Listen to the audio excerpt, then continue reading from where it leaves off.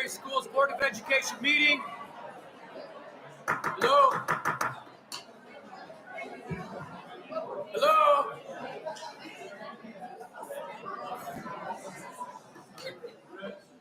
Please rise for the Pledge of Allegiance. I pledge allegiance to the flag of the United States of America and to the republic for which it stands, one nation, under God, indivisible, with liberty and justice for all. All right, Ms. Ackermite, roll call, please. Mr. Conley. Here. Mrs. Marks. Here. Dr. Krebs. Here. Ms. Reed. Here. Mr. Myers. Here. All right, that moves us to the approval of the agenda. Do we have a motion? Moved by Dr. Krebs, supported by Ms. Reed. Any discussion? All those in favor signify by aye. Aye. Any nays? That passes 5-0. Moves us to the superintendent report. Dr. Outlaw. All right. Thank you so much. So great seeing everybody here tonight. I'm going to bring forward Mr. Thompson, who's going to begin our Shining Stars event.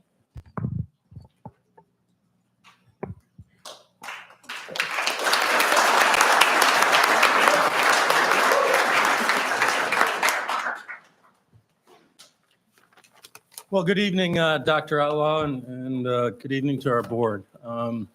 Full house here tonight, which is an indication of really good winter season by our student athletes. So we're going to jump right into it. I'm going to bring Coach Hickman up to talk about our boys swim and dive program and their successes and finishes this year. Coach Hickman, if you want to bring your student athletes up, we can.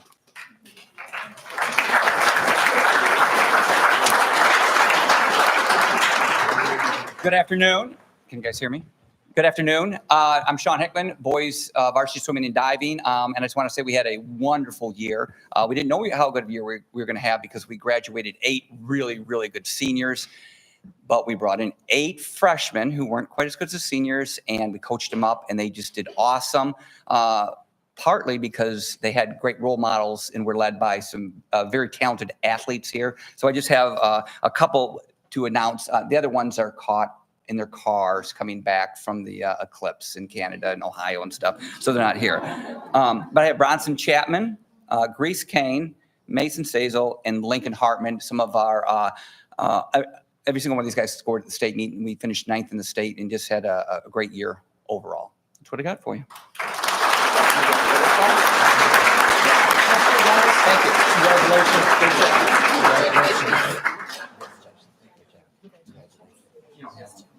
Congratulations, Coach. Oh, great. This is the whole time. Thank you.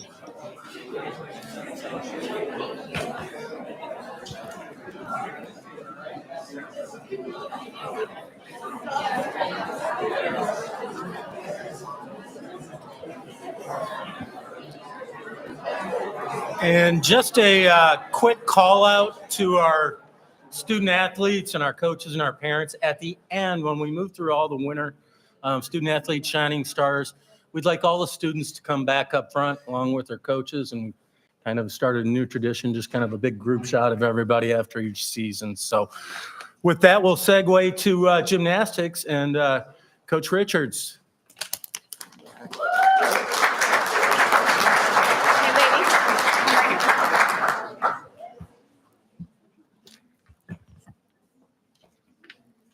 Good evening. My name is Tracy Richards. I'm the varsity gymnastics coach, and it is my pleasure to introduce some of our athletes to you this evening. These girls, they took 4th place at regionals, missing the 3rd place bid to state finals by 0.1. So it was really close. Our gymnasts work on their skills all year long, just like many other sports. And a lot of these girls are in multi-sports and multi-extracurricular students, all maintaining a very high GPA. Our team average is 3.73. So really good in academics as well as athletics. And these are just a couple of highlights on our 5 shining stars that are up here. These are the girls who qualified for the state meet this year. We're going to start with our sophomores, Adriana Saru. So Adriana over here on the left, she was our first year on the team, and she earned her varsity letter. her academic letter, and she placed third on beam at regionals, earning her the all-region award, and then, of course, the chance to compete on beam at state finals. And then Joelle Yakimo, this was her second year on the team, earning her varsity letter again, and her academic letter, placed fifth all around at regionals, earning her the all-region award and a chance to compete in all 4 events at state finals. And then at state finals, she placed 16th all around, actually, which is a really good accomplishment. See, she didn't even know that. She's like, I did. They only say top 10, so I get to tell the girls the little surprises afterwards. And then right in the middle, we have our junior, Isabel Durkowski. I had the pleasure of coaching Izzy years ago on our youth gymnastics program as she was growing up, and was very excited to see her come back to her high school team this year. This was her first year on the team, and she earned her varsity letter. Academic letter, she placed second on floor exercise at regionals, earning her the all-region award and a chance to compete on floor at state finals. And we're looking forward to seeing what her senior year will bring. And then our 2 seniors who are also our captains, Emily Lappa. This was Emily's 4th year on the team. She earned another varsity award and another academic award. At regional, she placed 7th on beam, earning her all-region award and a spot to compete on beam at state finals. And we wish Emily all the best as she continues her academic studies at Bowling Green State University. And then Anna Brown. This was Anna's 3rd year on the varsity team at the high school. She earned another varsity award, the academic award, with a very impressive 4.2 GPA. Anna was also one of our captains. At regional, she placed 4th on vault, 6th on bars, 6th on beam, and 5th all around, earning an all-region award. She also qualified for states in all 4 events. And at states, she had an impressive 4th on vault, 6th on bars, 8th on beam, and 6th all around, earning her an all-state award and academic all-state. We wish Anna all the very best as she just decided on her final aspirations to continue her academic studies and hopefully on the club gymnastics team at the University of Michigan. So these are our girls. Congratulations, Rachel. Congratulations. Congratulations. Congratulations, Rachel. Thank you. Well done. Thank you. Thank you.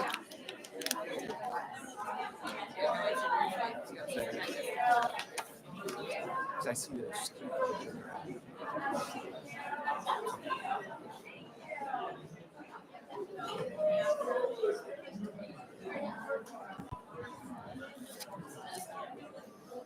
All right, one of those people that is stuck in the Ohio traffic coming back from the eclipse is our head bowling coach, Coach West.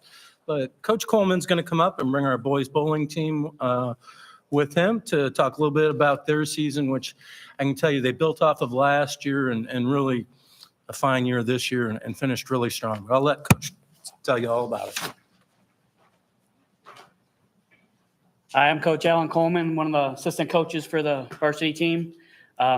We started out struggling our first 3 matches this year, but the boys came together and worked really hard and won their next straight 9 matches after that. Then they continued on to the league championship where they took 3rd place. And the following week, they worked really hard and they won the regional and become regional champs. And then they continued on the following week and the boys ended up 9th in the state, which was a lot better than we did the last couple of years. We had Bronson Chapman, who qualified 8th in the state as singles, and Johnny Saunders, who's not here with us today, he qualified 4th for state.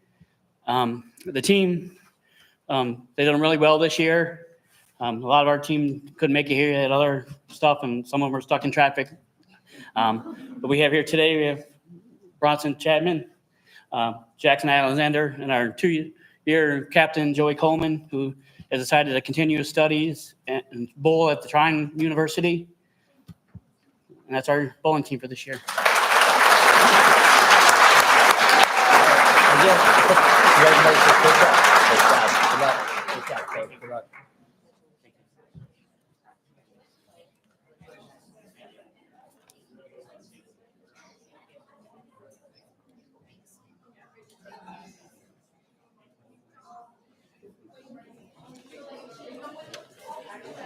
And to keep things rolling, we're going to bring up Coach Street and have Coach Street talk about both our boys and girls ski programs.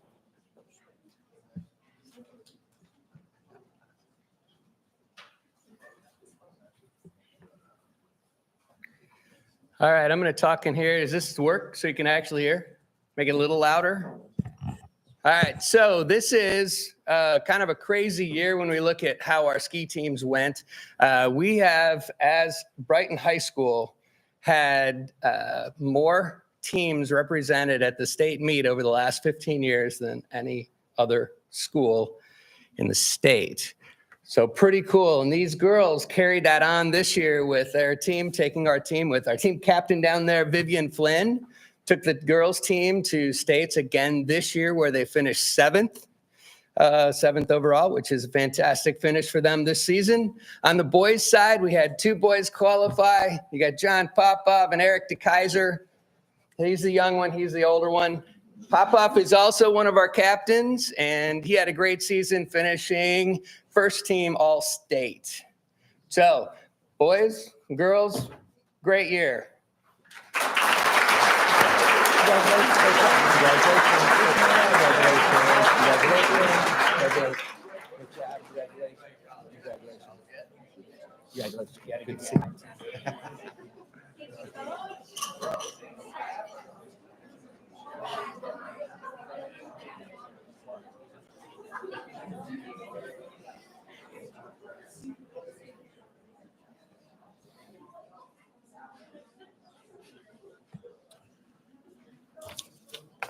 You know, Coach Street was talking about the great tradition of Brighton Ski and in all of our programs, just maintaining that level of excellence and tradition. I mean, there's the old sport cliche about tradition never graduates, but really at the end of the day, to achieve at a high level, whether that's in the KLA or regional championships or state finals level competition, there takes a lot that goes into it, and there takes a lot that keeps you there.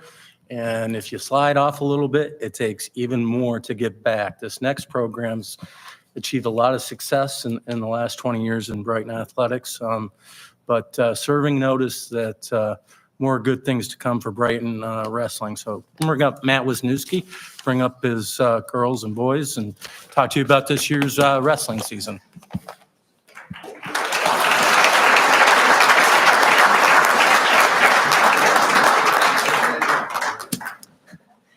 All right, so we had a wonderful year, right?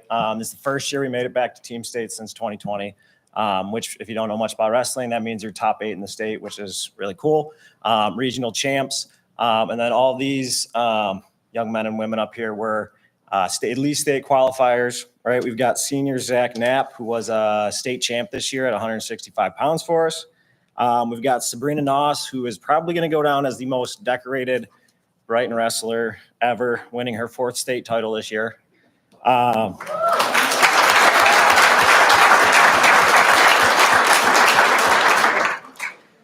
other placers were Ethan Smith, sophomore at 106 pounds. Sean O'Keefe, a junior, placing 3rd at 215 pounds. Drake Pollins, who's a sophomore, he placed 4th at 113 pounds. And then we have Xander Cornier and Caden Tyndall, who are sophomores, who are real close to earning all-state honors this year, qualified for a state tournament. And then Jamison Wood, freshman, also qualified for the state tournament, wonderful year. And Raina Richardson, who she's not here tonight, but she also qualified for the state tournament. So again, a really, really young class, as you can kind of see, and we're excited for the future. Good job. Congratulations. Good job. Great season. Congratulations. Good job. Good job. Congratulations. Great job. Congratulations. Great job. Good job, Coach. Yes.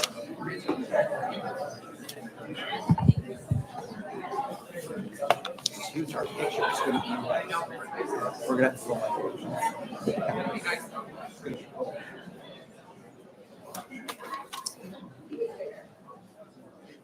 Another one of our winter athletic programs that's always banging on the door to win a state championship. And I know that at some juncture it will happen for this group in spite of the Rochester cheer mafia. I say that out of respect. You know, how all 3 of them end up in the top 3, I don't know. But anyways, I digress. Let me bring Christina Wilson up to talk about this year's competitive cheer program success and bring her ladies with her.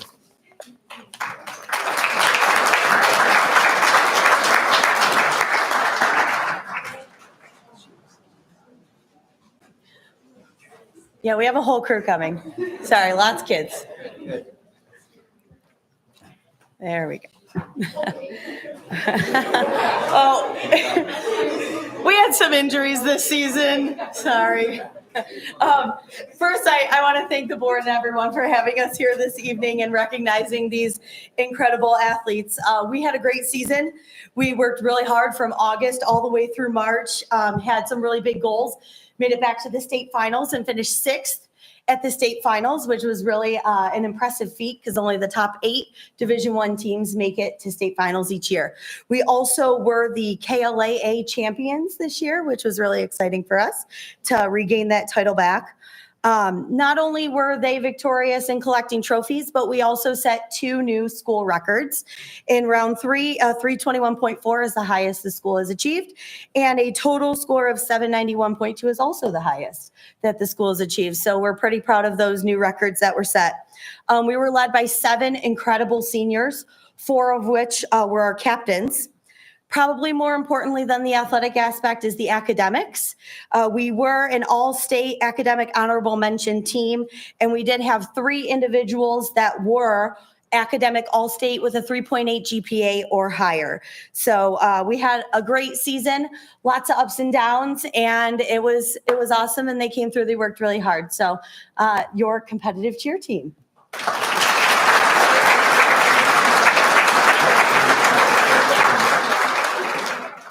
Congratulations. Great job. Congratulations. Great job. Congratulations. Great job. Thank you. Great job. Great job. Well done. Great job. Thank you. Great job.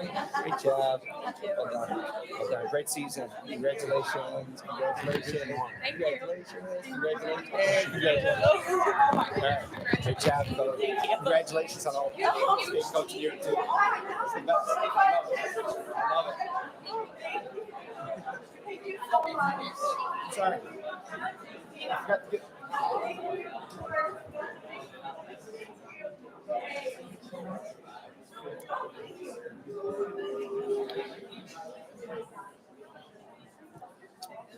Just a couple quick tidbits before we transition to our next program. Coach Wilson, leads by example, and is somebody that works tirelessly and also is humble. Part she also left out is she was also this year's Division I competitive cheer coach of the year. So not only her kids,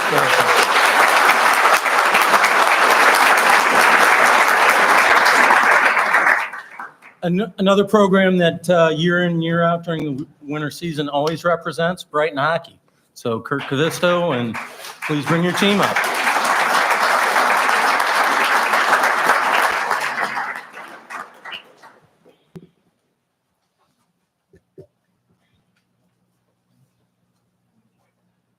We got 7 of our 21 players here tonight. A lot of kids playing spring sports, which is neat to see. Just a couple of things on the year. We finished 22-5-1, won the KLA League Championship for the 2nd year in a row, won our regional, and made it to the state championship game again this year.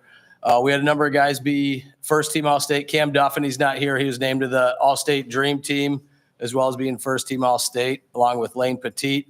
Ryan Watkins is here tonight. He was first team All-State defenseman, and Levi Penola was first team All-State goaltender for the 3rd time in his career, which is an incredible accomplishment. Zach Helmanen, JP Popman, Merrick Allen were all-state academic, which is a good accomplishment for those seniors, as was our team was academic All-State. So good, another good year for the hockey team, and hope we can keep it going. Good job. Congratulations. Congratulations. Good job. Good to see you. Congratulations. Congratulations. Good job. Thank you. Great job, coach. Congratulations. Thank you. Coach, I got thank you.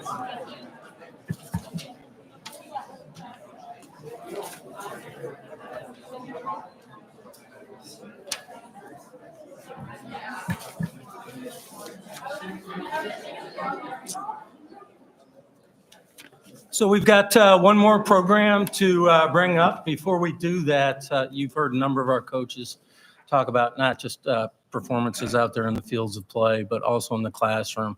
This past winter, 81.5% of our student athletes representing Brighton High had a 3.0 GPA or better. So I think that's really indicative. I mean, good things don't happen in sports without taking care of your business everywhere else. So proud of our coaches for instilling that, proud of our student athletes for putting the work in each and every day in the classroom as well as in their sport. So our last program that we want to bring up, their coaches are all working.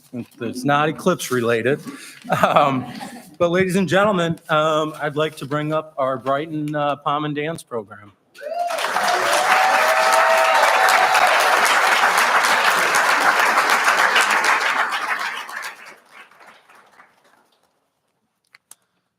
So I've had the honor every season we do Shining Stars, and sometimes throughout our seasons in the past, I've had the honor to introduce state champions, well earned and well deserved. I think in the first time in my career here at Brighton, I'm introducing to you 2024 National Championship team, your Brighton Varsity Pom.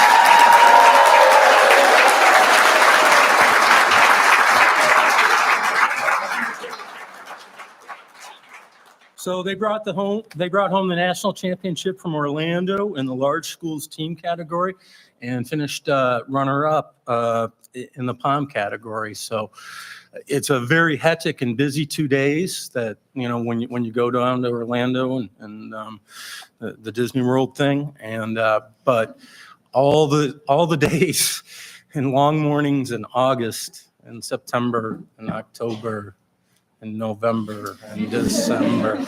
Yeah, it at some point gets you to February. And if you put the work in like these young ladies have, your chances for good things to happen, I think, increase. And obviously, this was not an accident. They put the work in. So let me introduce your national championship team members here. Hold this a little further away from my face. Addison Bowers, Caitlin Castillo, Carolyn Dyke, Joran Heikkinen, Caden Mestel, Lonnie Pastinger, Ella Robertson, Gianna Silvestri, Maya Spink, Avery. I really need to get some glasses here. Avery Stoggle. Where did I leave off here? Avery, Sophia Toka. Thank you. Sophia Toka, Cora Tarango, McKenna Wilhelm, and Kenzie Whitty. So again, my apologies for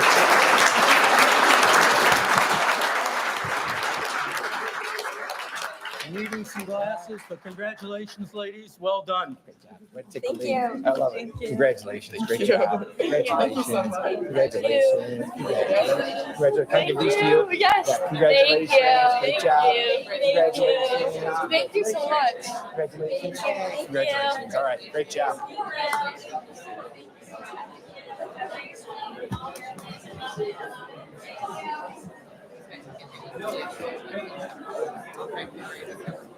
And I'm going to ask all of our members of our Pom team to come back up, as well as all of our other Shining Star student athletes come back up. We're going to do a quick group pic, so moms and dads, if you want to take a pic, you're more than welcome to. And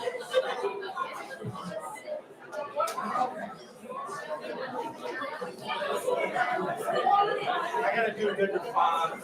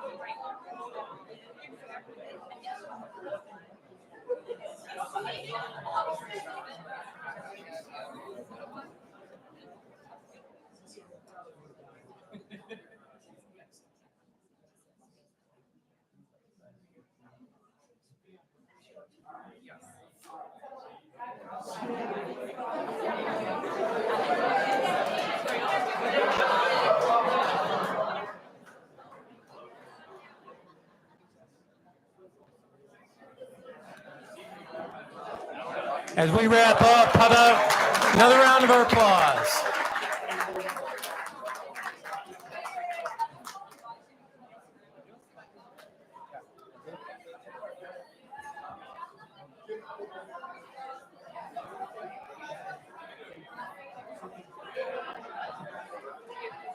I did.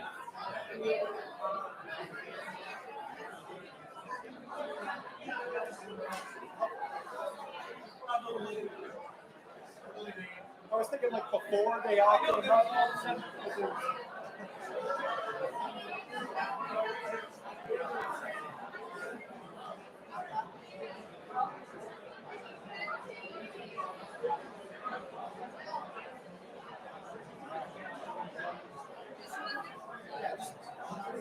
It's the arrows or just the space bar.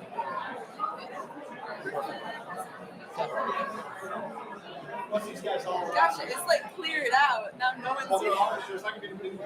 We should hit you do it first. I was a little happy that they all went first.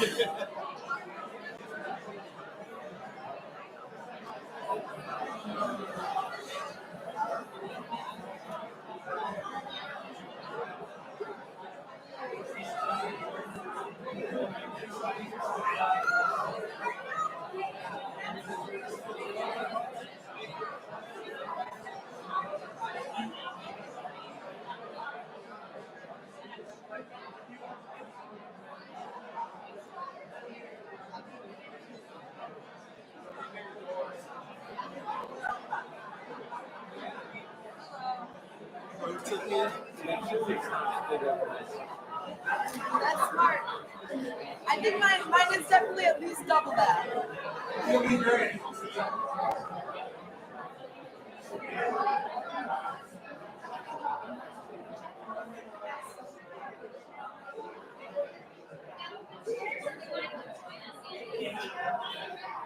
Oh, Andy? Yeah.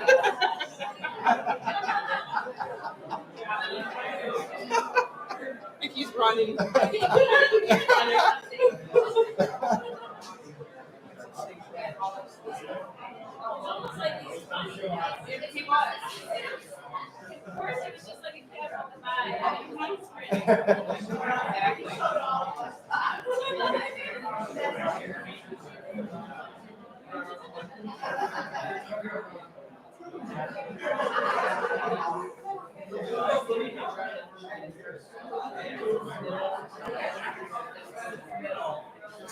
Wow.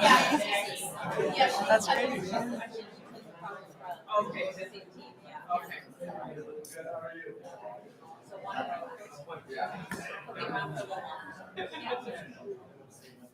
All right, we're in business. But yeah, before we move on, I just want to say that it was crowded and loud, and they weren't be able to hear it. But just want to say, if anyone watching the video, on behalf of the board, congratulations to all of the athletes. Their success is tremendous. We're very proud of them, and probably as proud of, if not more, of their academic success. It really is a testament to their commitment and their character and who they are as young adults and future leaders to not only succeed on the field, but also in the classroom. So on behalf of the board, congratulations to all. Great. Thank you. All right. And I'm excited to have our student representative here. We have Emily Kramer, who is pinch hitting for Tyler Langley tonight, who is off looking at the eclipse somewhere. So thank you, Emily, for being here. So let's do the student update. Okay, is this good? Can you hear me? Okay, I'm Emily Kramer, and I'm here to give the student report. So to start off, our class council, our freshman class is planning for the 8th graders who are going to be coming in on May 23rd for that like half day. They'll do an assembly for them. And then I think they'll get a tour. So that's super exciting. It's a good way to get them comfortable because I know how scary it was when I went in. So that's a really fun day for them. So they're working on that. Our sophomore class council, I'm sure Tyler talked about this last time, the Power Buff, they finished that up. So now they're just kind of helping out the other class councils and working on ways to help with the Teacher Appreciation Week and then Senior Survivor Week. For our senior class council, there's kind of a lot going on as graduation's coming up. And so we're trying to figure out all that stuff. We finally figured out our class gift, which I think last year they did a bench. And I can assure you it's very different. I don't know if I'm allowed to say it, so I won't, but it is not a bench this year. We're giving away a $1,000 scholarship. So we finalized the criteria for that and are going to get that posted and shared. Our spring senior meetings coming up at the beginning of May to go over all the graduation details. Our scholarship banquet, we're also working on planning that, getting the food, getting everything sorted for that. And then for graduation prep, we finally chose our class speaker. And then our speech tryouts are the 16th of April, as well as the song tryouts. And then our junior class council is working on, it's a new tradition, it's called the Hardware Classic. And last year and the previous years, they did like the staff versus student game, but now we're doing senior versus junior basketball game. And I guess they're giving away a GOAT trophy, so that's new and something to look forward to. Our exec board finished all their big projects for the year, and Staff Appreciation Week, as I said, is coming up, so they're working on planning stuff for that, and I think they're wanting to do a barbecue, which is exciting. NHS, it doesn't look like a lot, but there is tons of stuff that's going on, especially with Senior Survivor Week coming up. I know with the money, getting that sorted and like Venmo, I know there's been challenges with that, so they're trying to find the best way to raise the most money possible, getting all that sorted, selling those t-shirts. Inductions coming up as well, so everyone's trying to get their last hours in and finalizing those. I think there's thousands of hours. I know a few students have even gotten over 200 hours themselves, which is really good. We also voted on our most influential teacher, and then our final meeting is April 17th. Leadership is also doing a lot. We have these committees that we broke into. Our class student lesson committee. Those are like, we're trying to get students in our class to give presentations. So instead of having like speakers like adults and other people like them coming in, we're trying to have like student led, which is kind of cool. It's good to hear from your peers. And then the speaker committee, getting adults. I know we had Mr. Evans come in, he sat in the hot seat. Dr. Outlaw's come in, so we're trying to get more people to come in and speak. School spirit, just trying to find new fun ways to like incorporate more school spirit because it's hard. Not a lot of people go to games. So I know they're trying to get new ideas for that. Teacher Appreciation Week, they're working with the class councils, NHS to find ways to just thank all the teachers and staff at the school. Senior Survivor Assembly, working with NHS with that, trying to figure out new ideas of how just to get most attended. I know we switched it to happening in the middle of the day because a lot of kids like to leave. It's just not as fun. So that's one thing they changed, and they're working on ways to amp that up. Then our lip dub, that's also coming up. They're planning the songs and looking to get like maximum amount of groups incorporated with that. And that is it for the student report. Thank you.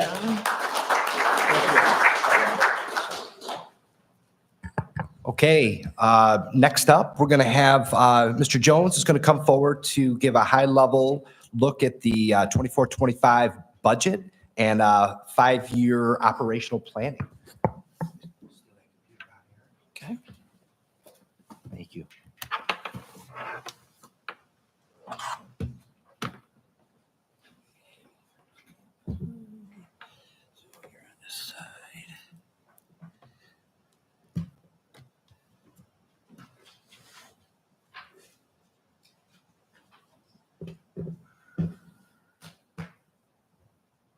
There we go.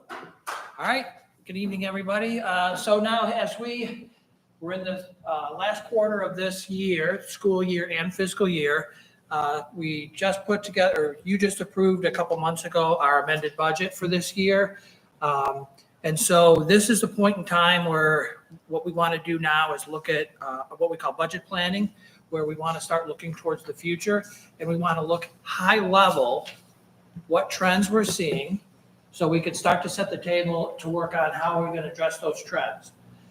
One thing I want to point out now as I go through this is the numbers I'm going to show you are estimates. And what I want you to focus on are the trends and not the actual numbers, because the numbers will change. But they tell a very important story that I need you all to see. So the first step right now is we're in the budget planning phase is the 24-25 budget. And then step 2 is a 5-year projected plan. And the 5-year projected plan is kind of based on the 24-25 budget. That's why you do one right after the other. So I am right in the process now of building the budget for next year for 24-25. What I'm working on now are budget assumptions, things like what is the foundation amount going to look like from the state, what's enrollment going to look like, our class setup, inflation factors, all that type of stuff. But the important thing to point out here is when I build the 24-25 budget, I actually will do it at the detail level of every single account on our books. So it's a very detailed budget. It takes a lot of time and again, very, very detailed. Now, as I move on to the 5-year financial projection, what I've done is I built a tool that puts together, like I said, based on the most current budget, and throws in some assumptions, and it will give an idea of what the next 5 years will look like. So like I said, the basis right now is the 24 budget, the amended budget that we passed in January. The projection does FY 25 through 29. And the difference here is because you're doing a look forward and not as detailed of a budget, we only budget at what's called the function level. So based upon how finances run in education, there are a set number of functions that the state establishes that is based upon basically what you're doing.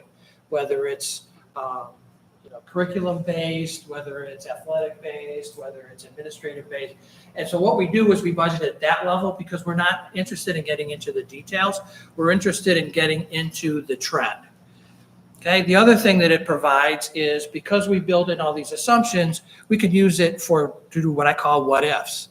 Okay, so we could put in different inflation factors. We can put in different increase factors for salaries and things like that. And then it'll run through the model and you can get an idea of what the impact is. Okay, so now going a little bit more in depth into the 24-25 budget. So first off, working on revenues. Again, as of right now, the governor's budget has a 2.5% increase in the foundation amount for this year. We're still working on enrollment. The state audit of our spring enrollment, the desk audit just came out. So your enrollment that we use for your budget is a combination of your spring and your fall. So we'll have the actual spring, and then we will project what the fall is. And one of the new things that we've put into the budget for next year is now that the state is funding preschool, we will now be adding that to our budget as another program in our budget. And the big thing is, and a lot of what this analysis is going to talk about is your ESSER and 11T funds, which are related to ESSER, all expire on September 30th. So the CARES Act dollars that we've been getting for the past few years are going to be going away as of September 30th. Looking on the expense side, the good part or the easy part for me when it comes to next year's budget is the fact that our contracts run through 2025. So I already have the contracted rates. I know what the pay increases are, the steps. So all I have to do is put all of our staff into that and run it through to compute expenses for salaries, put in increases for benefits, figure out stuff like inflation and things like that, and then sit down and look at what do we need for capital outlays for next year. So now this is the key part here. This is a very high level, but this is a look forward into what 2025 is estimated to look like. So in January, you passed a budget that showed a surplus of $4.6 million. So now taking that and advancing it forward, we know that the state is going to give us, or we're assuming the state is going to give us a 2.5% increase. We're going to have a little bit of an enrollment increase. That amounts to roughly $2.8 million. In that $4.6 million budget, if you recall, when we passed it, we had put in $1 million to cover capital outlays because we weren't sure if we had enough bond dollars to cover the work for the rest of this year.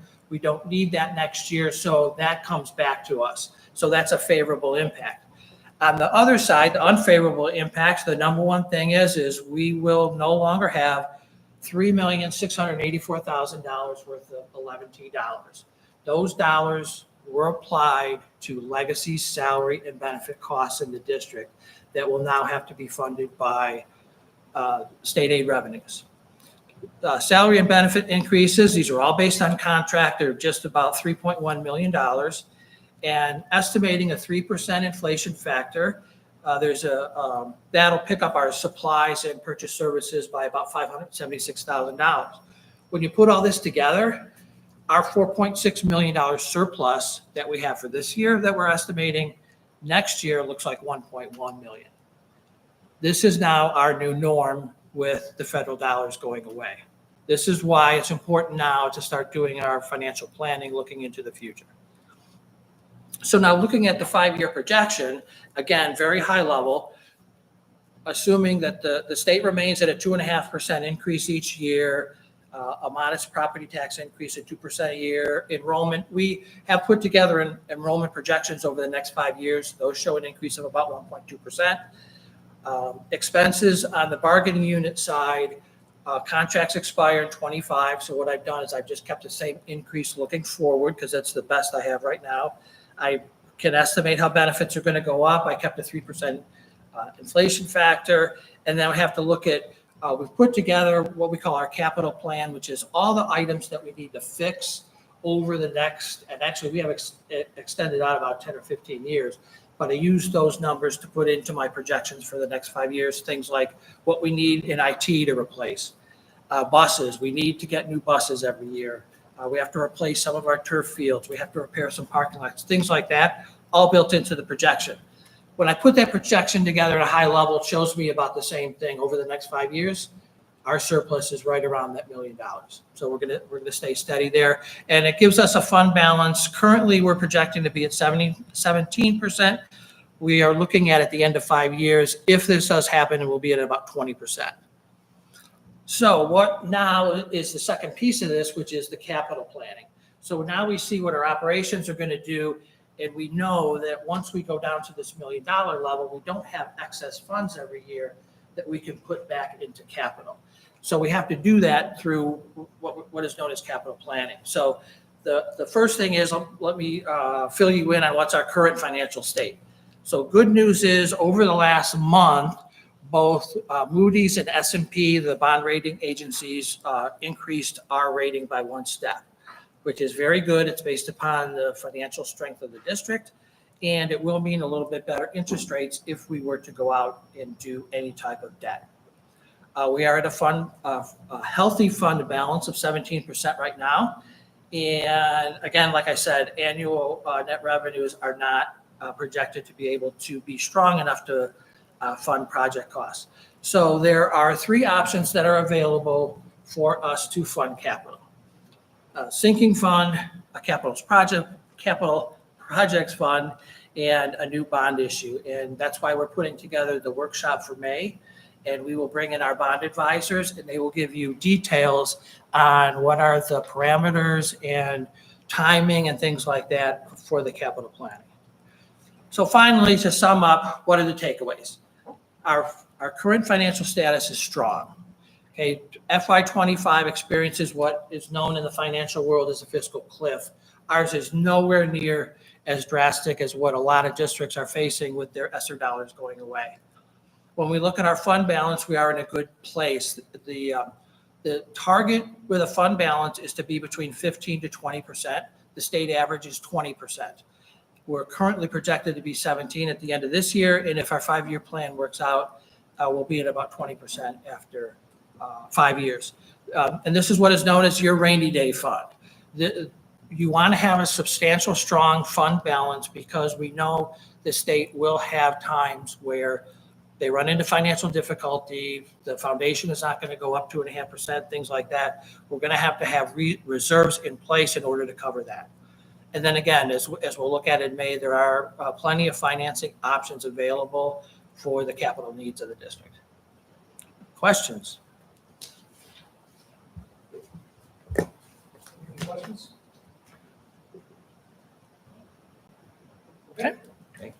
Thank you. Mr. Jones.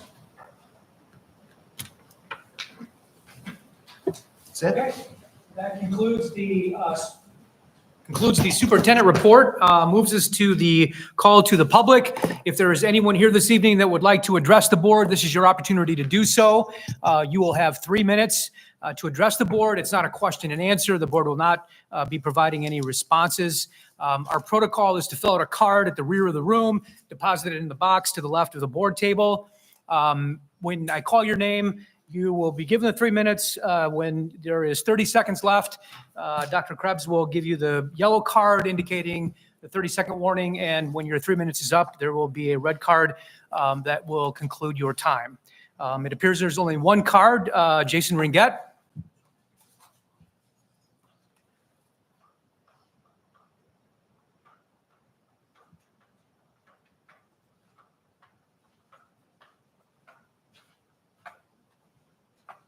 Heavenly Father, in Jesus' name, let your Holy Spirit fill this room, soften everyone's hearts. Bless the school board with wisdom, discernment. It's time they start open up our school board meetings for prayer, giving praise and glory to God and blessing our schools. God is moving his chess pieces around. God is getting ready to clear the chessboard, removing the wicked and the corrupt. God has had enough of what has harmed our children, what has hurt their innocence.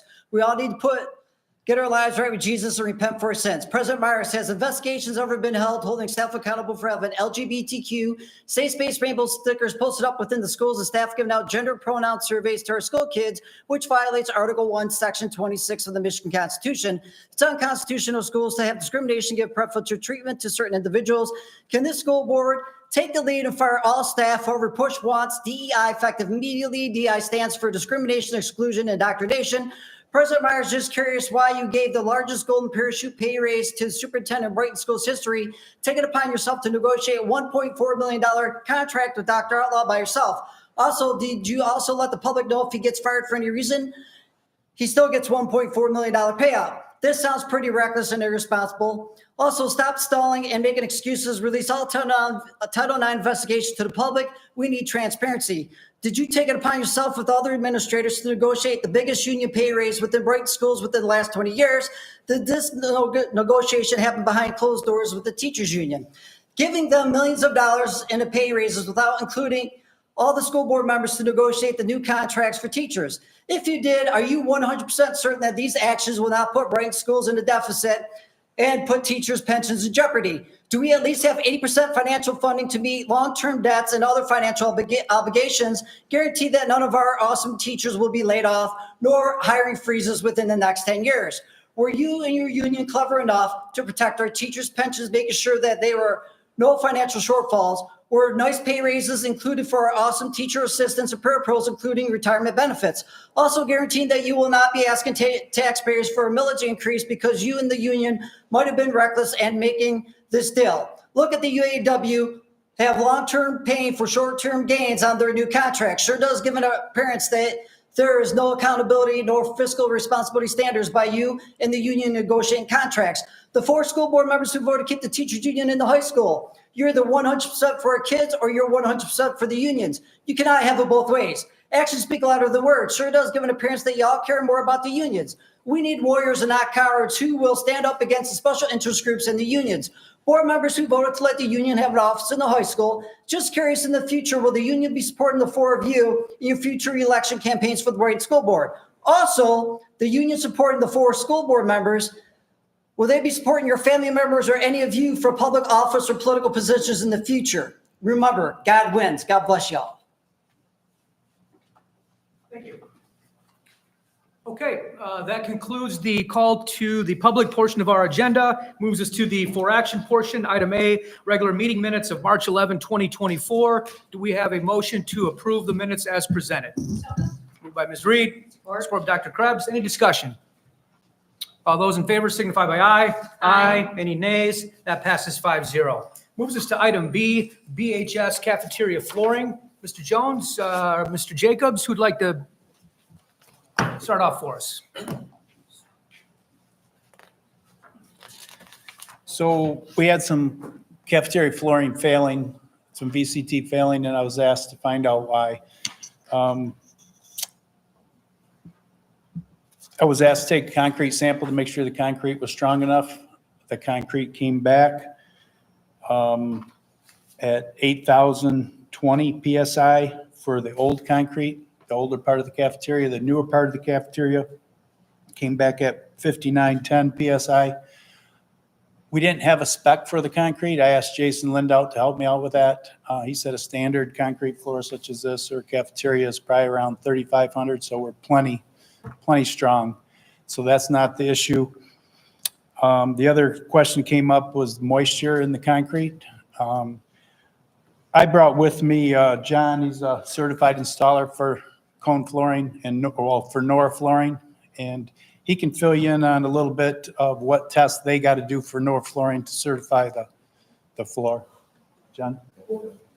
Let's just go ahead and let's get a motion on the table, and then we can have a follow-up question and answer. Okay. So is the recommendation from the administration to accept the award for the new flooring with an amount not to exceed $173,230 from Cones Commercial Flooring?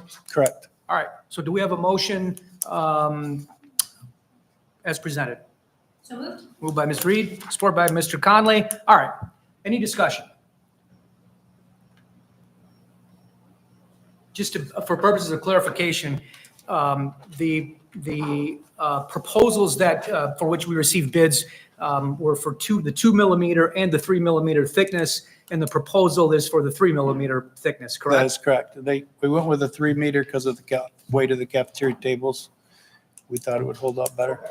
And also, just for clarification, my understanding is that of part of these funds, because there is going to be the ability to pay for the food services surplus, a portion of this amount can be paid for with the excess funds, but only to the extent that that flooring is deemed to be utilized for food services, which my understanding is the state has authorized or approved a 70%. That is correct. Okay. So of this $173,230, 70% of that will be financed through that portion of the surplus proceeds from food services, correct? Correct, and the rest will be general fund. All right. I would like to go back to the question on why the existing floor was failing, so that we can just make sure that information is shared with the rest of the board. We got some of that at the bond committee, but I wanted to give you an opportunity to share that here too. Well, from what we found out, we took one moisture test, and moisture test in concrete usually comes back 85 to 95, somewhere in that range. We were at 90, so we were well under. The glue adhesive, I'm being told, will adhere up to 95%. So we're well under the 95% on the one moisture test that we took.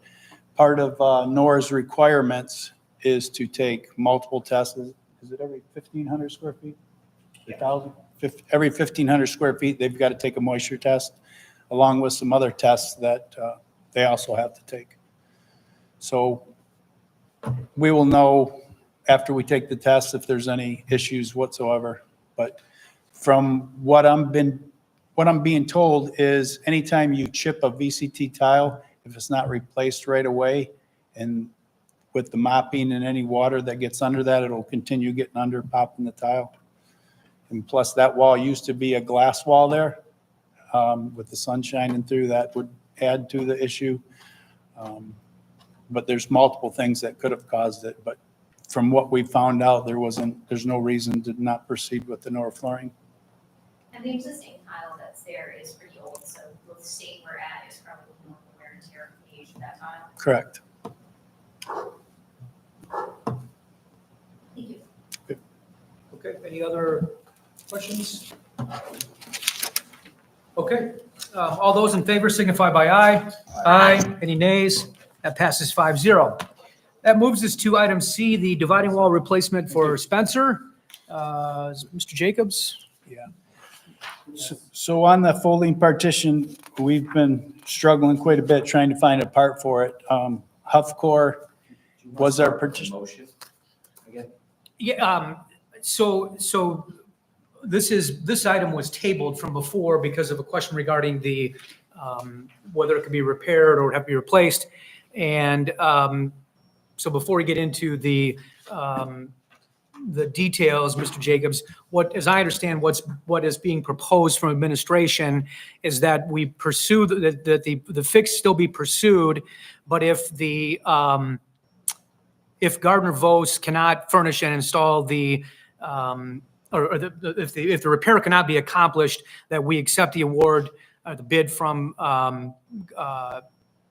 the Gardner Vos for the electronically operated partition system in an amount not to exceed $124,848. Is that correct? Correct. Okay. All right. So do we have a motion for, as presented in the packet? So moved. Moved by Dr. Krebs, Second. supported by Ms. Marks. Any discussion?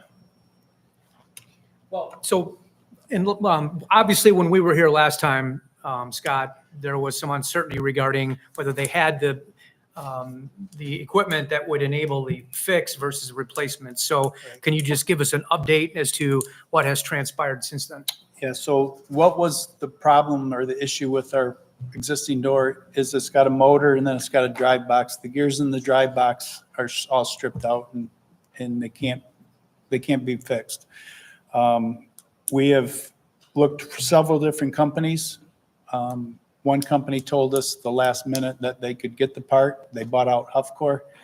Turns to find out that they bought out Huffcore's patent and they didn't have parts from them. The patent is only from 2006 on. Our door is 1997. With that being said, they tried to go to their demo guy. Their demo guy demos doors all around the United States for Huffcore doors, and he saves the parts to sell them back to the supplier. With that being said, they researched that. They cannot get the part. The last thing they said they could do is they could take down our equipment, take it into somebody in their shop, and maybe they could CNC a part, but they give us no warranty and no guarantee that it'll work.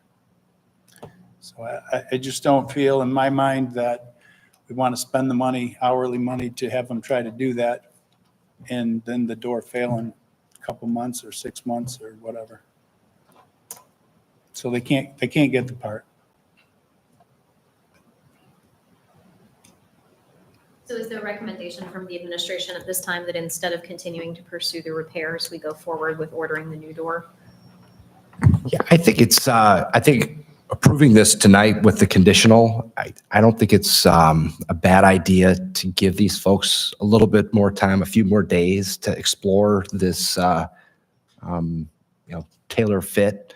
I did have one company out of Toledo, Ohio, that still hasn't gotten back with me. They didn't have the part. They said they would call around different locations, see if they could find it, but they've been working on it for a while. I haven't got back to me yet, but the other companies have got back to me and said they can't find it. Yeah, I don't think there's anything lost by giving it a few more days just to explore. Because had you talked 2 months ago, we didn't even know that the fix was even a possibility. So let's see. I think we give it a few more days. But if we don't have a solution that comes up pretty quickly, I think they need to move on this because it's a 10-month lead time on the wall. Correct. So And 10 months. Gardner 10 Bose months. has told us, was it July, 1st of July, they'd hold their price until the 1st of July. It's still a 10 month, no matter how long they hold it, it's 10 months. What kind of warranty is with the new door? I would have to check on that. But there would be a It would warranty. the same, it's the There is same warranty. one we got Fixing, no. at Horning, that door that we've already ordered. I can find out what the warranty is and let you know. And how long, if the new partition is the route that we proceed with, once it arrives, what is the time frame for the tear down of the old partition and the installation of the new one? I would say probably a week. So it wouldn't be something that would have to be a summer break. Right, that Spencer would go a little bit faster because the steel's already up there. Horning, we're adding new steel and everything.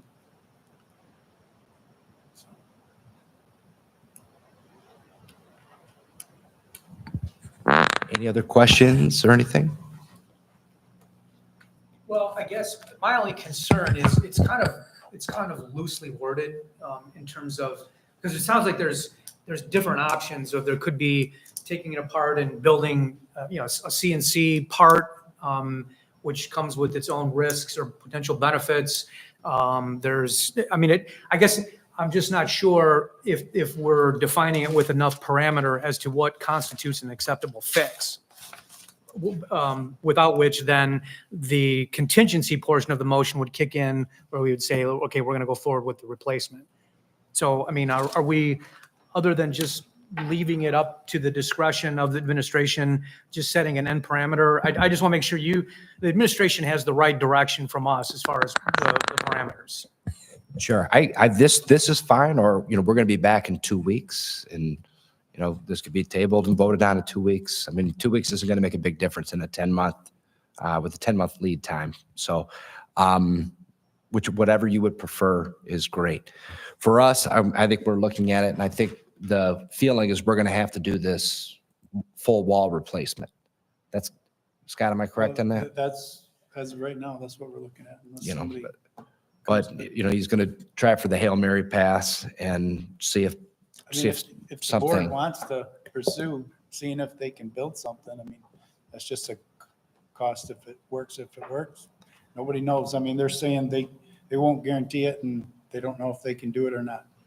So it would kind of just, whatever the board decides. I get the concept that we're going to look at a Hail Mary. I'm just wondering, if with this motion, it has enough specificity that they know when to throw the pass, when they're going to throw the Hail Mary, right? Yes. I mean, that's just kind of what I'm just kicking around. Well, I would say if this company from Ohio, Toledo, Ohio, comes back and says they can't find it, then we would throw the pass unless the board says they want to pursue trying to fix that part.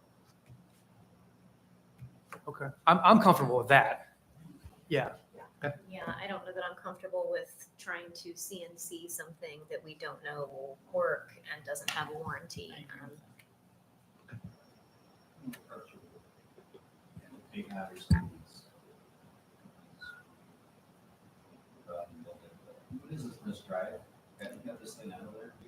No, it's still up in the ceiling. Give him the green. John? So the other part for, Just leave it green.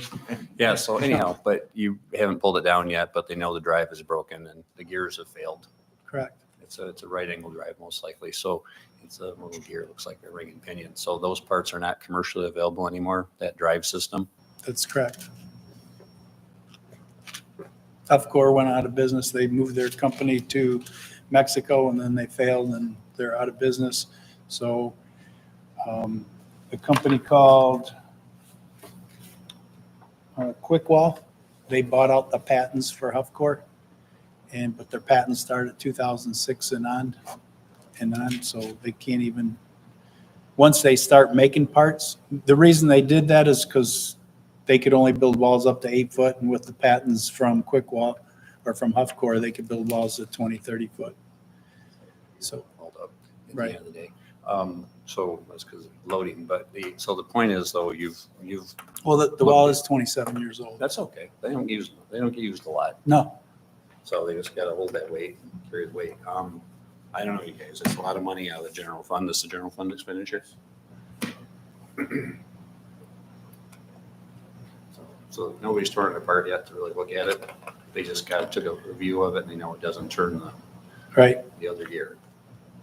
It's got a strip gear, kind of like pedaling your 10-speed when the pedals are moving and the wheels not. I mean, it's no good anyways. We can have them, if the board wants, we can have them take it down and look into it and maybe give us, once they,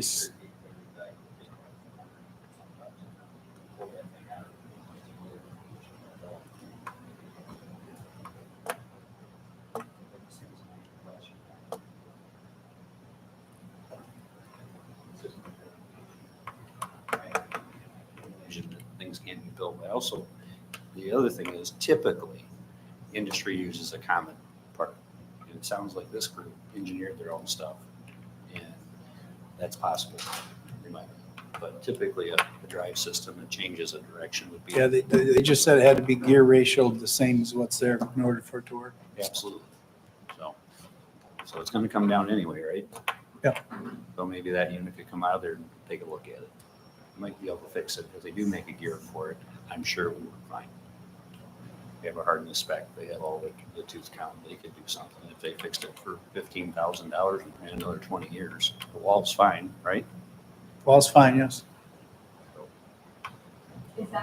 I have no concept of what it would cost to Wall itself is retool fine. it. This So, is a gear and a shaft that. sure, changes I understand direction. that part. I'm just Oh, saying, like, my knowledge base is not that. So is that what we would potentially be talking about to fix like the drive box would I be haven't 15, seen or it. could it be up to 50 or 60 with no warranty? Like, at some point, I feel like it flips to the other side of, It does right away if you can't get a wall that works. Right. Because if you need it to work, that's the superintendent. He's not wrong.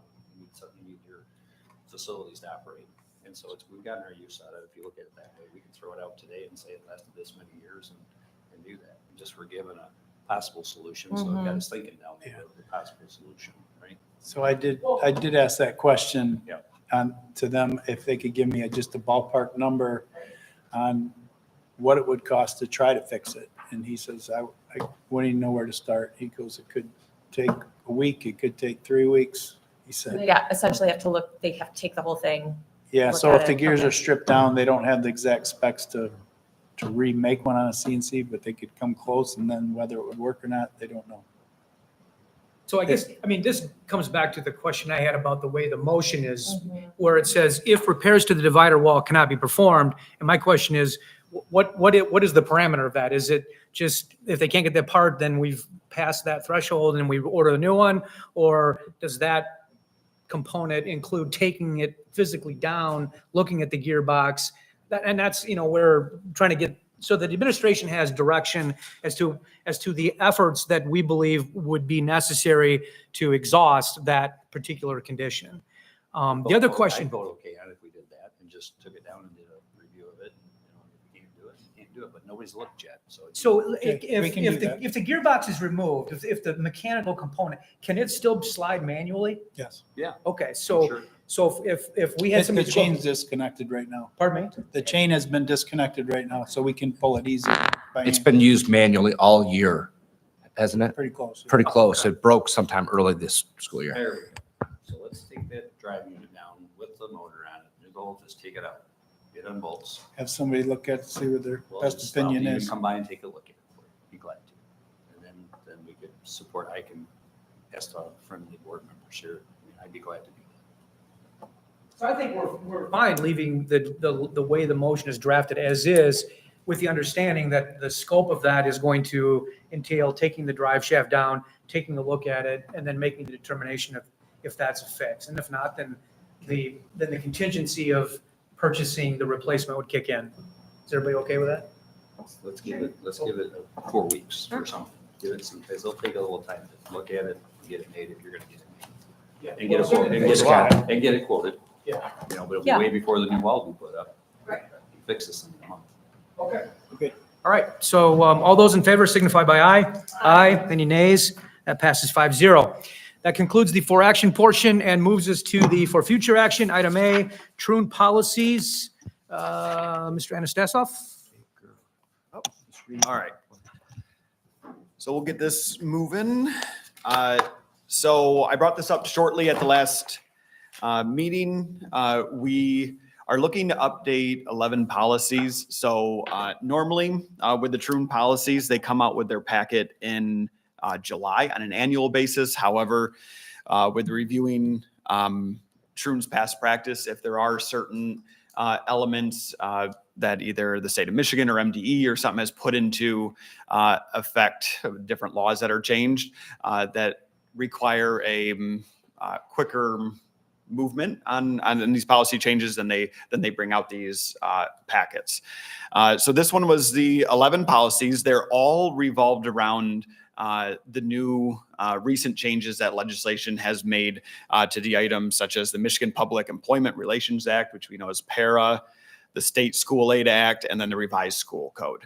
And so they mainly all revolve around labor relations with those. Mainly teachers, 9 of them, 2 of them are administrators for that, as I'll go through and explain those. So essentially what has happened around like February 13th, is when it went into effect, there are multiple factors that are no longer prohibitive subjects of bargaining. Back around 2010 and 11, a lot of those subjects, there was various subjects that became prohibited. Those are now removed. But there has been some laws that have been put in effect since that have possibly changed some of the outcome or some of that language. So as I go through these, you're going to see a lot of them, the majority of them are mainly removing the prohibitive language out of it, or they're saying that it's now allowed to be either bargained or it can be part of a collective bargaining agreement. So it's opening the door to that because that's what the law says, but it doesn't necessarily change the policies as they sit. The only time additional language is added is if there was a requirement for clarification for different parts based on the law changes, then you might have some detail in there, but it's to get them to be aligned with the law. So like I said, nothing really changes overall with what the policies are intended to do, but they do allow, if there is any future negotiations, that it opens the door as the law opens the door to that as well. There are a few policies revolved around evaluation, layoff and recall, and then also discipline that we do have to have future conversations with the union that there eventually has to be language set that has to be within the contract. But some of the other ones, it's up to kind of whether they're up to the district and the union, whether they're negotiated or not. But again, that's what's this is kind of setting the stage for that. As we go through these, we met as a committee twice on this. So we met first to look over the policies, pretty comfortable with about 9 of them. There were some questions on 11 of them. So I reached out to the attorneys to get a little bit of clarification on what they meant by certain language. In our last committee meeting, we did decide to move forward as is. As of right now, the committee's not proposing any unique Brighton area schools language to it. We are using the Troon language. There are, as you may know from some past Troon policies, they do sometimes offer options for the district, like an option 1 or an option 2, or they might just offer the option of having it or not. So that was one thing where the committee went through and discussed what the administration was recommending and whether that was a good option to take or not. So as we look at your page 19 and 20 at the 3 columns, the first column, the policy column, it just gives you what the current policy is and what the suggested revised policy is. It gives you links to those. Then the second column would be the Troon summary, our kind of summary of it, which I can review if needed. And then the third column kind of gives the committee recommendations based on those options that we have. And when the policies that are in the board packet, the yellow highlighted is either the new or modified language. And then if you see a bluish highlight, those are where Troon gave us different options, and that's the option we chose. So as you looked through it, we wanted to give you that visual so you would be able to see whether it was modified and where our options were if any questions were to arise. So Ms. Reed, as far as chairing the policy committee, how do you want me to kind of go through it? You want me to open it up to questions, or do you want me to highlight at least the main component of each of the 11? Great job so far. So Let me keep on talking. All right. So by going through, I'm just going to go through row by row and at least give a summary. And obviously, if there's questions on it, we can go through. So the first row identifies 4108, which is union activity and representation. So essentially, this has removed the prohibition of voluntary deductions of wages and union dues and contributions to political action committees. So back in that 2010 or 11, collecting dues by the district or other automatic funds, having the district run those was prohibited. This is now saying that it's no longer prohibited, which is what the law says. Again, doesn't change our stance right now that it's not what the district does, but it does open the door for, like, if there is a collective bargaining agreement that is negotiated and agreed upon that says differently, then we have to follow the collective bargaining agreement. That is no longer prohibited. Any questions? Are we good to go on to? All right, so I'll kind of keep on moving. Stop me if you do. So 4207 is third-party contracting of non-instructional services. So this removes the third-party contracting and non-instructional support services, again, from the prohibitive subjects of bargaining. And so the current language does allow the district to contract third parties due to the maximum extent allowed by our collective bargaining agreements or the law. So again, right now, we're allowed to contract them and work with them unless there's any collective bargaining agreement language or law changes that would prohibit us from doing so. But again, it opens that door. And this is one of the places where the committee had some questions that we wanted clarification on. So this would govern the relationship between the district and third parties that are performing the services that are otherwise subject of the collective bargaining agreement. That's our understanding of what this does. And it doesn't affect any of our current third-party contracts that we currently have put. Those are kind of grandfathered in per se, but it could affect any future ones if there was contract language that was put in that would prohibit certain items. But right now it does not prohibit that. Next one, 4403, the performance evaluation. This puts in all the new law changes that are in effect for the teacher evaluation. It did give us one option as far as if a teacher was highly effective for every 3 years, or highly effective for 3 years, and they could have a year in which they were exempt. Basically, they would not get evaluated that year, and they would be evaluated every other year as long as they stayed highly effective. The new teacher evaluation law, they're actually changing the effective ratings, and there is no longer a highly effective. It's just a 3-tiered system now where effective will be the highest rating. And so now it changes the language to that if the teachers are highly effective or effective for 3 years, they're allowed to be exempt from that evaluation on a biannual basis. At this point, since we were consistent with the other ones, we maintain the district's past practices, and so we maintain the biannual exempt language. And so it includes any other language that would come in to effect for teacher evaluations. Teacher evaluation, remember, is one of those where there are items where it has removed it from being prohibited, subject to bargaining, but it does also, there are laws and items that have to be put into place for next year. Items that are not bargainable, certain procedures and stuff that have to deal with the evaluations starting next year in September, those have to be implemented. And then any other procedures would be open to negotiations with the union. So anything that the CBA says would override the items in the policy. 4404, the performance-based compensation. So this is an item, if you remember a while back, the School State Aid Act did actually require schools to set up a performance-based payment of some sort. Every district has a slightly different view of what that looked like. The new laws say that is no longer, districts are no longer have to do that, essentially. So we had the option of either removing that policy entirely from our board policy and just leaving it blank, or we had the option of keeping it, but saying that we have the option of having in a performance-based pay system, but it's not something that we would have to do. We chose to keep it in because currently our contracts, we do have that in it. So we felt like keeping that language was ideal because it didn't go against our current practices at this point. And again, it doesn't say we have to anymore, it just says we can, essentially. And that's for our professional staff, mainly our teaching staff, as it talks about teacher pay. There is going to be one later related to administrative merit pay as well.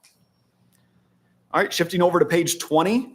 4405 is the reduction in force and recall. So basically kind of layoff and recall is the short end. So this is modifying the layoff and recall, that connecting it now to the new teacher evaluation language, also removing the idea that components of it are no longer prohibited, as we talked about before. So the evaluation language with changes that they made in that actually affected multiple parts, because evaluation data is actually used within the layoff and recall procedure. So any changes that are made in the evaluation language also have to be then made in these policies as well to be able to match that. Where evaluations is still recommended to be a component of layoff and recall, it doesn't have to be the only component, but it doesn't say how much of a component it has to be, but it has to be a component when a decision for layoff and recall is made.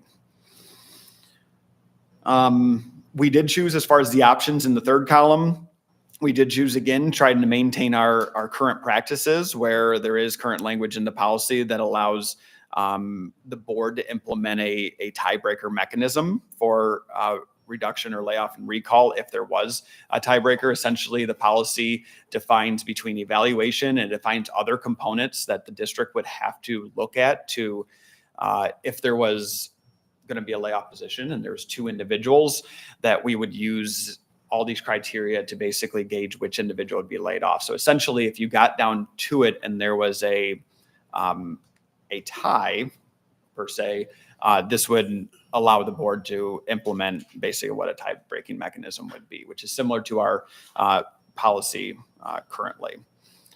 The other one, it does allow for 12 months time frame for recall, which is what we currently have. So if somebody was laid off and we decided halfway through the year or the next year to open back up that position because the numbers of the students allowed it again, that person that got laid off would have first, would be able to get the job first over anybody else that would be hired, unless they received another job and essentially signed off on the ability to be recalled by the district.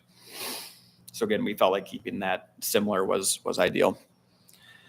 4407, so discipline is another one that we have removed prohibitive subjects of bargaining from, that teacher discipline are those that fall within the teacher definition. It can now be a bargain topic. Again, language has not changed, but if it's modified in the collective bargaining agreement, we would have to use that language. Termination is the same thing. It removes it from the prohibited subjects of bargaining, but it also does a second thing where it also aligns it with the teacher evaluation. Because again, termination is another one that teacher evaluation becomes a portion of the decision of how termination may be made. So it's modified the language to fit both of those laws. And we did choose the option you're going to see for the next two.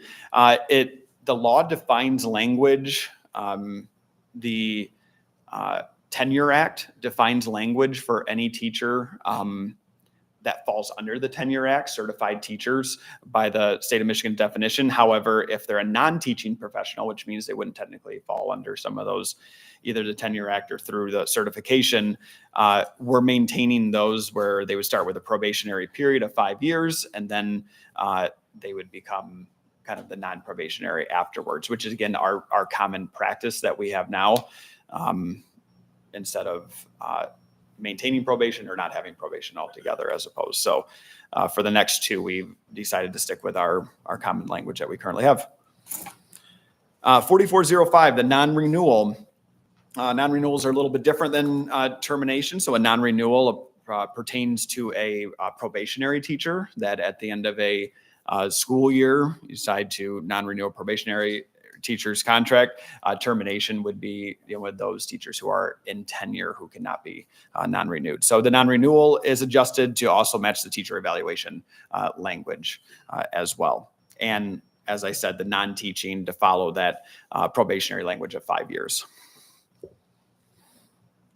The 4503, the performance evaluation, the next two are going to be admin related. So performance evaluation, just like the basically 4403 for teachers, the exact same changes, but it's for our administrators that it puts in now the laws relating to administrative evaluation.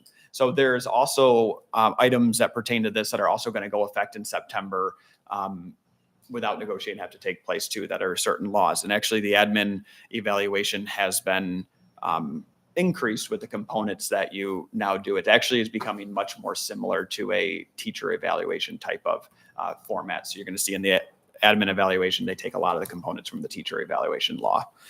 So that's modified. And then the last one, again, is the performance-based modification. So this is merit pay, but for admin. So that is one edit I want to make to this. I noticed in the summary, it says updated regarding the teacher merit pay, but that should be the administrative merit pay that falls under that.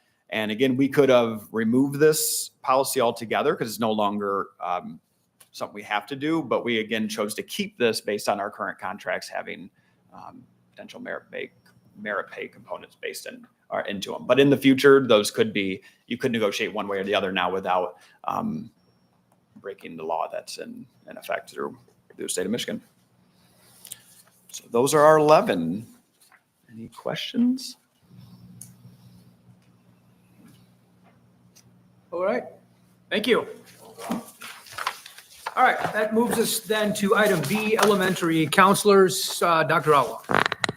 All right, thank you so much. About 3 years ago, our district, coming out of COVID, we were looking at our mental health staffing as a district, and we had created a wish list of staff that we needed, we thought, in order to best support our students. And at that time, we added our first 2 positions off that list. We added a general education social worker at Scranton, and we added a second counselor at Maltby. And both of those positions, it's been very successful. Those positions, they've made a big impact on our students. Both people that we hired were outstanding. But the next 2 positions that were on that list were elementary counselors. And we have been working with those positions. Currently, our elementary counselors, they split between buildings. So we have a 0.5 counselor at each one of our K4 buildings. And we have been exploring this. When I say we, the administration, along with our counselors and others, looking at the position that if it became a full-time position, what would change? What would be the impact of that? I shared a document with the Board of Education last week, but I'm going to just share a couple things that are primary areas that if the board were to move forward and add these 2, where we would have 1 full-time counselor in each building, the majority of the additional time is going to be for direct support for our students. Right now, because they only have half time there, there's a certain amount of paperwork and administrative tasks that they must do as counselors in those buildings. The paperwork, that is not going to change. The part that's going to change is going to be their access, their availability for students. To give you an example, currently they spend approximately 9.5 hours a week with direct support for students in a building. And with this expansion, they're looking at that expanding to being 25 hours a week where they'll be able to work with direct support for students. So what does that mean? That means proactive intervention with students. That's working with parents to help students that are in need. It's helping to support our RTLC MTSS process, which is part of our strategic plan. It is expanding their involvement in career exploration, which is also in our strategic plan. That is another area that they have had that they want to be more involved with, but because they have not quite had enough time to do it, they can get more involved with career exploration. They're talking about pushing into classrooms to be able to do lessons around mental health and overall wellness. And bottom line is, I think this is money well spent. This would be paid for out of the 31AA grant, which is provided by the state of Michigan. So it would not be impacting the general fund. We can't project year to year what that looks like, but the state is committed as a bipartisan support for mental health and wellness. So I don't see that going away. But if it does go away, one of our conversations from our district administrative position is that if that ever were to go away, we think these are important enough to absorb within our general fund budget. So with that, we are recommending the addition of 2 elementary counselors to Brighton area schools beginning in September of 2024. And so So that's the recommendation, and we'd like to bring that back for action at the next meeting if it's approved by the board. Could you just talk a little bit about how many students in the elementary schools approximately, I know you don't have exact numbers, are currently receiving services, and what would that mean? You talked about the hours, but can you convert that to how many kids would benefit from this versus what we're currently able to do now? Yeah. So I don't have the exact numbers, by building, but our counselors at all of our different levels, there's different levels of impact. So a counselor is going to have intensive intervention with certain number of students, a smaller group of students. But then they have contact and coaching and mentorship for a broader amount of students. And then when they're able to push into classrooms, what they're talking about, I think their vision is that they're going to have an impact on every child within those elementary schools. I think that's the vision here, is that they're going to be known, they're going to be somebody that is accessible, somebody that's there to support every child in the building. So obviously it depends on what the students' needs are. That intensive need is a small group, but then there's another group, and then there's another group that's going to be impacted. So I think the impact is broad. Mind if I ask another question about the funding? Yeah. So initially, this sounds like it could be primarily funded through grant monies. Are those dollars specific to this position, or could it be applied to other mental health services in the district if we were to choose those dollars to be applied somewhere else? I'm just curious. So the money is specifically for mental health, so any counseling, social work, and things like that. So we used that originally for some of our multi position when we got the new counselor there, and it's Scranton. So the money is specific for mental health supports. I do want to add on to something Dr. Outlaw said too about the positions themselves. When we think of the elementary, we do a lot of early intervention, right? The earlier you intervene, hopefully a better success rate, right? When you intervene later at the high school, it's just harder. So if we can provide a better set of support. So our counselors run our MTS as our RTLC group, so the Right to Learn Committee. And so what we find too is like the behaviors and structures and trying to help students self-manage and things like that is difficult. Imagine a kindergarten coming in. And so they would be able to start creating their own win groups, what I need groups, with students as well. So starting to do like what Dr. Outlaw is saying, well, right now, being split between two buildings, running these two groups to help support teachers, now they're able to actually take on a group potentially and help support by giving good intervention and then also getting into classroom. So it's a little bit more systemic and providing the support to our students and teachers for something they've been looking for. Component I'd add with the conversations I've had since I've been here is it's also one major component that's missing from the split model is the consistency with the students that they are working with. And so that was kind of highlighted where having somebody there all the time would create consistency, especially for those students who have a more intense workload, that when they form that relationship with the counselor, which they're seeing improvements, and then half the time the counselor is not available at that point. Now, if there's an emergency, they'll come over and those types of, but it's not as consistent as what we would like those supports to be. No, we're looking to have these counselors as employees of the district directly rather than through LESA like some of our other social workers are. Correct. Brighton Area Schools employees, correct. And just to add one other piece of this, having worked in a district where we had a full-time counselor in each building, when the counselor is there and is part of that building, they almost become like a quasi-administrator. They're able to work so hand in hand with the administrator. Their impact cannot be properly defined in just a couple pieces of paper.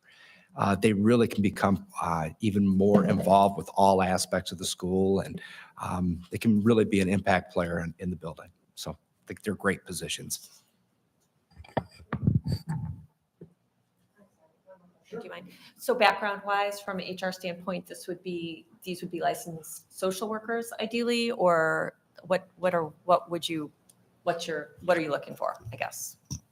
So we'd be looking for them to have a counseling degree as we push forward amongst any other criteria that we decide to set, but we would, and most of the counseling degrees that out there are K-12, like some counseling. And so it'd be nice to be counseling and to have also additional elementary experience would be great as well. Thank you. Okay. All right. Next item, C, staffing 2024, 2025. Mr. Anastasov, it's back to me. All right, so we're going to kind of give you a high-level overview and why we're bringing this to the board tonight for the 4 future actions. So, as you probably know, we're finalizing staffing right now. We've been working on staffing conversations pretty much ever since kind of December, but really hit the ground running in January, is where especially our secondary, but even our elementary starts to look at our staffing, starts to look at what they want to offer for next year, and then through that time from January until before spring break is where the students started to select their courses, which really start to kind of allow us to figure out what those future master schedules will look like. So we're finalizing staffing right now. It's not completely done. And even when it is accomplished in its final state, there's always potential modifications in the future. But again, we want to get to a state where we're comfortable with what our needs are going to be. We don't want to be hiring in July or August, those type of things, if we don't need to. We lose out on the college students who are graduating. We lose out on some of the ones who are looking to change positions or district to district early. So the more we can get on it, the better. So we're finalizing that right now. We always look at student count, obviously, is a huge factor to this. Our student count projections right now are pretty steady district-wide. However, they do have variation amongst the different levels, grade levels, buildings, those type of things, where one could go up a little bit, one could go down a little bit, but it's pretty steady throughout the district through our predictions, which have been fairly stable in the past years. So bringing it to you today, because if we have to reduce staff FTEs at all, whether it's through a either layoff process or something else, even a reduction in FTEs going from a full FTE to a partial, those type of things have to go through a specific procedure that has to be gone through 60 days or decided upon 60 days in advance, which is kind of your April 30th, May 1st deadline. So the reason why we're bringing it up today on kind of a high level is because if any of that was to occur, we would need to bring it to the April 22nd meeting. And so we still have details to work through on that and conversations to have with administration, union, staff, and those type of things. But that's why it's on the agenda today. So our goal is to get the staffing pretty much finalized by the end of this week so we can start some of those conversations next week if need be. The other part, kind of a little bit different shift in the conversation, but we did have the BHS lead principal first round of interviews today. So our goal is we'll be meeting tomorrow to have more conversation on kind of what we want to do to move forward. But our goal at this point, if it all goes as planned, is to bring you a recommendation for a candidate on the April 22nd meeting as well for that one, as long as we get an individual that accepts our recommendation to them. Any questions on the staffing portion? Question, in terms of retirements, when we're looking at staffing, do we expect that we have heard from most of the retirements? I realize that they may, make the last minute decision. Or the good thing about teachers, in their contract, there is an incentive that if they let us know by March 1st, that there is an incentive where they get additional payout of some of their leave days, those type of things. So we do hear, for those who are fully planning on it, we hear most of them by then that are in. But as you said, there is always either kind of unexpected ones, or there are certain individuals that waiting those few months to make a decision is more worth the money in there. So you'll see maybe a few over the next couple months, but the majority of them we already know. So there are already positions and vacancies we're planning on it. And that's why we offer that incentive, because it's a huge help to the district to know if those positions are going to be vacant or not. Thank you. Yep, thank you. All right. Thank you. That moves us to item D, the RFPs for Beck work. Mr. Jones? Yes. So as part of phase 6 of the 2019 bond project, we have issued 2 RFPs. One of them is for the fire alarm panel and device replacement, and the second one is for general contractor services to oversee the east wing classroom renovations exterior window replacements, and first floor HVAC upgrades. Those RFPs are due on Wednesday. Wednesday afternoon, we will be having the bid opening, and then on Friday, we will be interviewing our the top bidders, probably the top 2, maybe 3 bidders at each of those 2 RFPs. And then I will get to the board the summary bid sheets so you can see what the bids look like, and then we will bring a recommendation to the next board meeting. Questions? All right, thank you. Just item G, actually, it should be E, overseas field trip requests. Dr. Mosier. So at our next meeting, there are 2 different overseas field trip requests that are in front of you. One is for French language learners here in our district. I think you have to take French 1, at least French 1, and that would be for a trip in June of 2025. You can see the information there. There are 3 bids that they did get for that, and additional information and funding and student ratio. The other one is through our choir and orchestra groups, and that is a trip to Spain that would take place over our spring break. Again, 3 different proposals were provided, and again, a student to staff ratio as well. Okay, any questions? No? Okay. Thank you. Moves us to the next item, resolution LESA special education millage proposal. Dr. Allah. All right, if you went to page 106 of your packet, there's quite a few pages for the field trips. I'll get to 106. There is a resolution declaring support for a special ed millage renewal and Headley restoration. LESA in 2015 went out for a special education millage for the county. And that's a 1.1605 mil. And it expires this coming up year. So what they are seeking to do, the LESA board is going to be looking at doing a renewal, nothing additional, but a renewal of what they had for the past 10 years. So that would be, again, 1.1605, and 100% of those proceeds go to the school district. There is another millage that goes to LESA. They have a certain number of mills for theirs, but the 2015 bond, 100% of the proceeds go to the school districts in the county. For the Brighton area schools, that represents $3,060,283 for our school district that we get from that millage. So it is an important millage, and the LESA board and LESA staff is seeking the support of our Board of Education through this resolution. Any questions?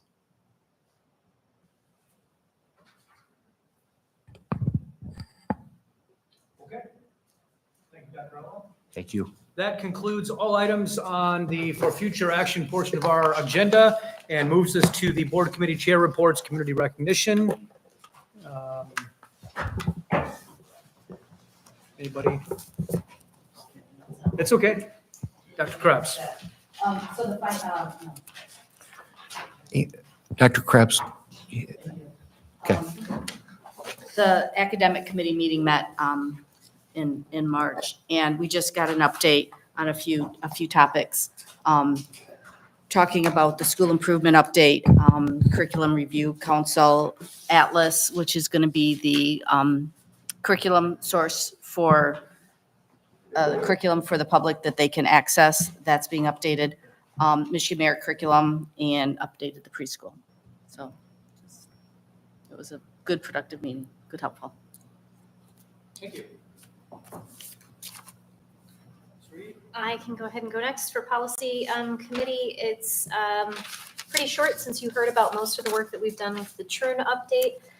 We're also taking a look at fundraising related policies. As you remember, last year we had an ad hoc committee that worked on some fundraising practices for the district, implemented some new forms and tracking practices, and some guidelines for what types of fundraising folks in the district could do and purposes for that fundraising, just so we can get a better handle on what the district is engaging in, what our students are doing, what our staff is doing. So we've got a full picture there.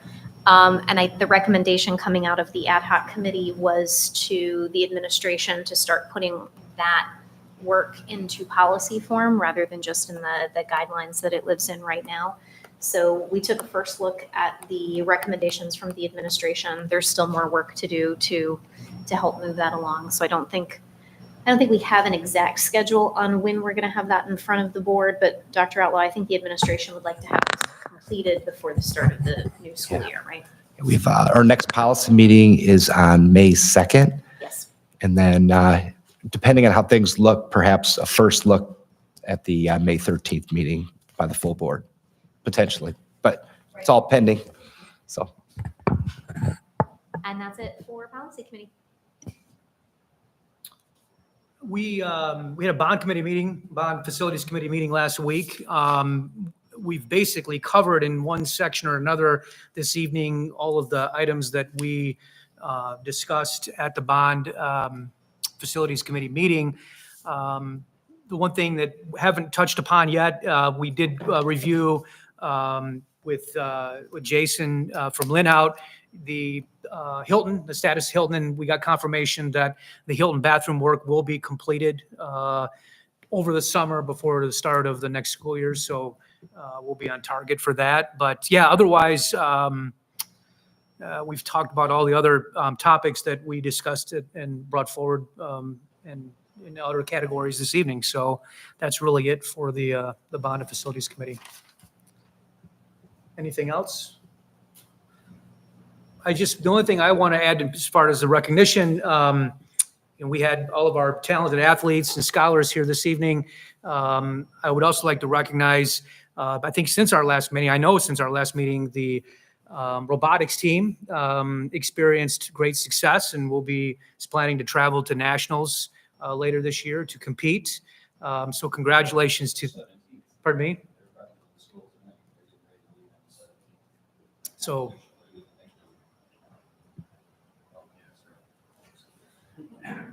They're leaving directly this week. It's not soon. They Yeah, finished up well, the state yeah. competition. They're leaving in a few days. They went to work Monday today, and they probably yesterday. Working hard. So yeah, they're gonna. So congratulations to. Nice job. Yes, absolutely. And they also, weren't they awarded the top Industrial design. state industrial championship, design champion? Yeah, that's sponsored tremendous. by General Motors. So congratulations to them and a heartfelt thanks on behalf of the board to all of the coaches and volunteers. I mean, I know they put in a tremendous amount of time of their personal life for those students, and we very much appreciate that.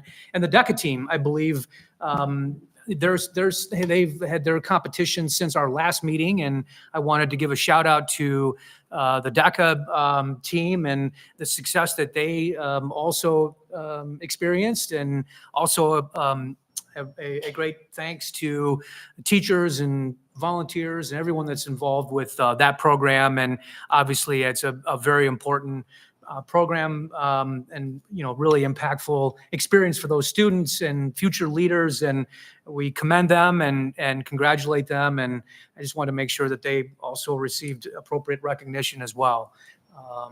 So anything else? Nope.